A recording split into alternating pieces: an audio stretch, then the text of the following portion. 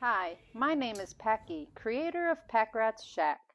I upcycle furniture, build out of pallet wood, finish interior spaces, and have a vendor booth for my creations. Welcome to my world.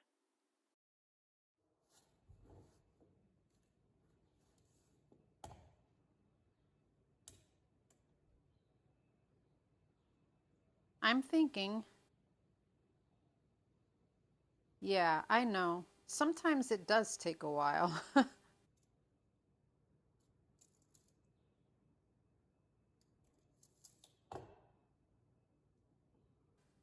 Here I'm getting my top two angles for the peak.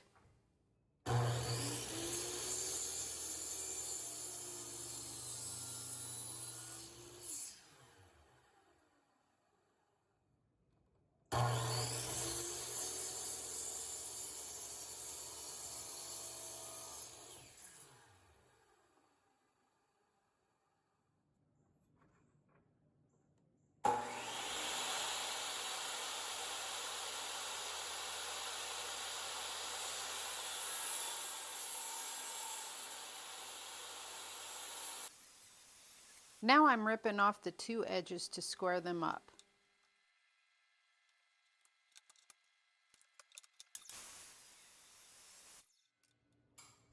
I need to see how it works at the top of the peak and see how short I want to cut it.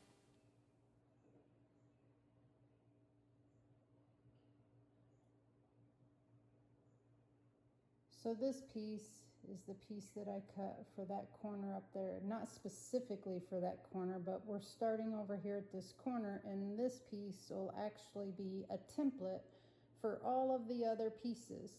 So when I first put it up there, in order to level it, I put a little mark over here thinking I should probably take this corner down so they would both cinch up there the same tightness.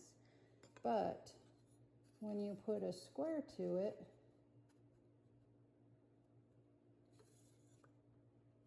I can get it lined, it's perfectly the same all the way across. So I don't want to go any lower here, because if I'm using it as a template all the way around the house, then I don't want to make one of them to be specific for that corner. I need this template to be uniform. So this is just the first step of what I'm planning on doing up there in the corners in order to get the rest of the trim up to the corner and to trim out the peak of each room.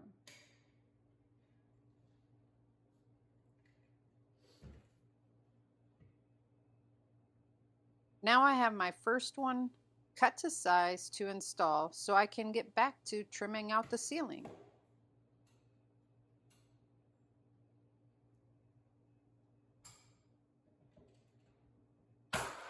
It really is good to glue things so that they don't work loose over time, but the glue makes it slippery for installation. So you need to make sure your pieces don't slip while nailing them in.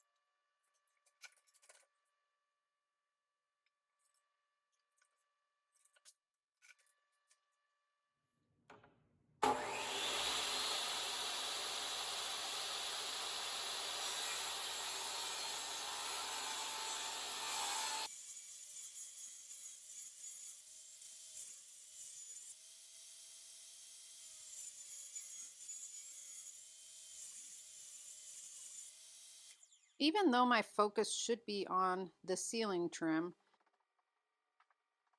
I'm trying my ideas for what to do across the peak because it's taking up so much of my thinking space. And I do know that I have confusion there that I just need to work out. So the last method that I did, where I tried to use one 1x2 and cut down the 13.5 angle on each end, because these are 13.5 angles to fit into the corner peak of the ceiling, did not work because the 13.5 angle needs to be in this position, not in that position. So that's why it didn't work. So now I have figured out that I need to cut these two ends with the 13.5 angle, and then I rip down a little bit thinner of a piece to put in the center and inset it just about 1/8 of an inch. So yeah, that's how it's going to look, butting into the decorative end caps, and then run the whole length of the ceiling in Mom's room. In the living room, I think I'm going to put decorative sections, 2 more locations on the straight stretch so that it can be broken up a little bit. But here I think I'm just gonna run it consistent, straight on down. I'm in the process of building them in length now, which I'll need to build 3 of them for this room. It'll only take a little over 2, but whatever's left over I can use in the living room. This is the amount that I ripped off of this 1x2 so that it wouldn't be too wide and bulky. It's what I will use for the spacer to allow it a setback.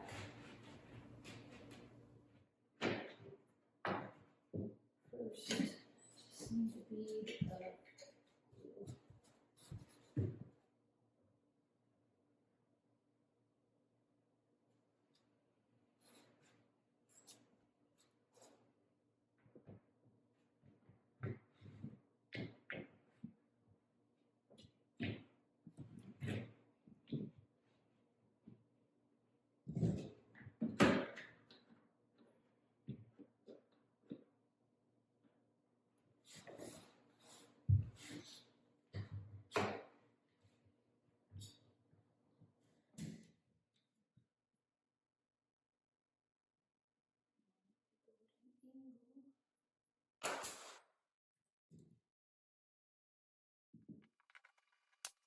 Once I had that worked out, I could then proceed on with what I should have been doing.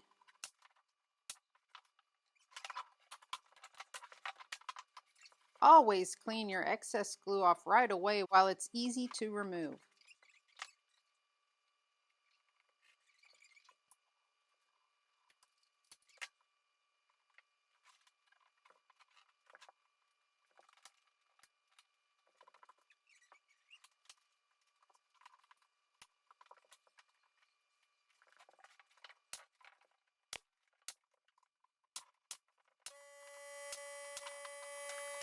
Okay, I have one built. We got 2 more to do.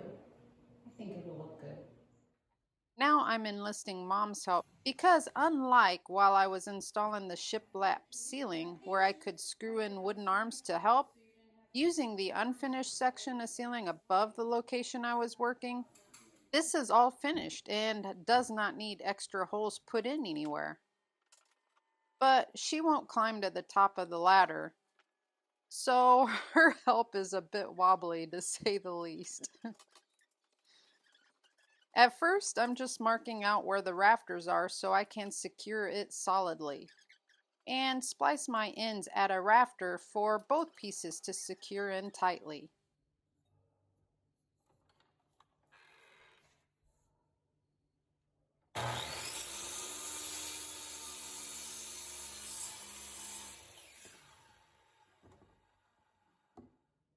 I also pre-drill and countersink my holes to be filled in later with wood filler so there will be no evidence of how these faux beams are secured.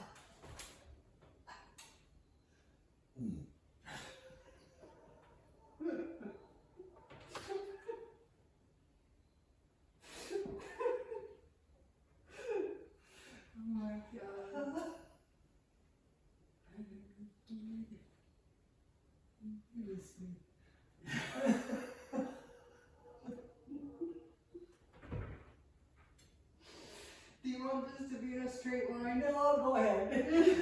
Let's do it.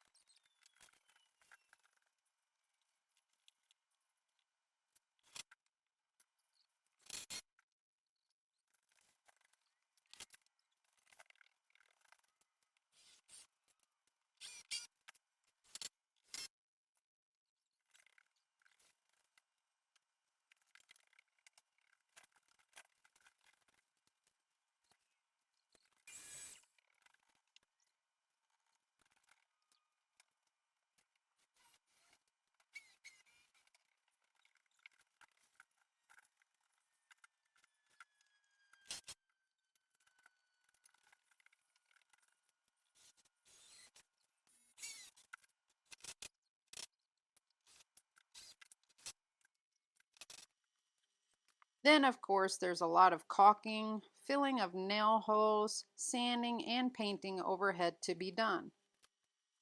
I did do 3 coats of paint to completely cover all of the nail filler.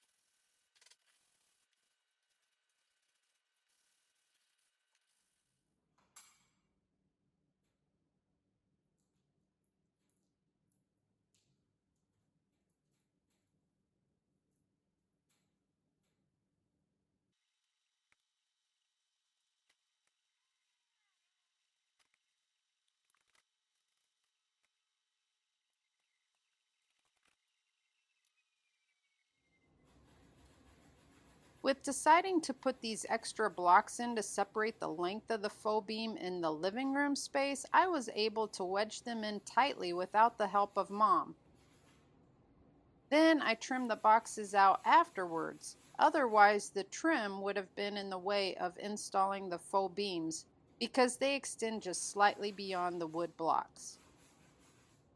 I'm using a rough 80 grit sandpaper initially, then smoothing that out with a 180 grit sanding sponge.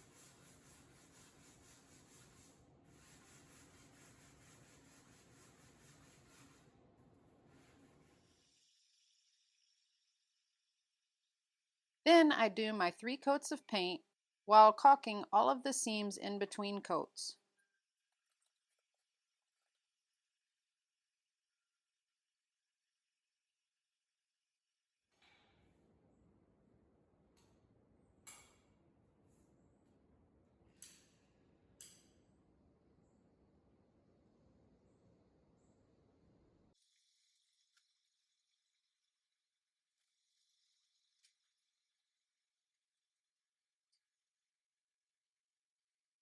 Okay, so you can see there's progress being made.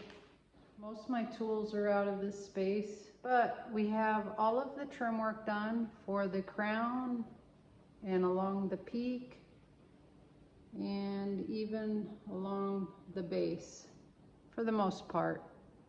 I still have to cement in the side panels of the cabinetry that'll cover up that corner, and that's why this piece of base isn't in yet, because it would be in the way to put that up against the side.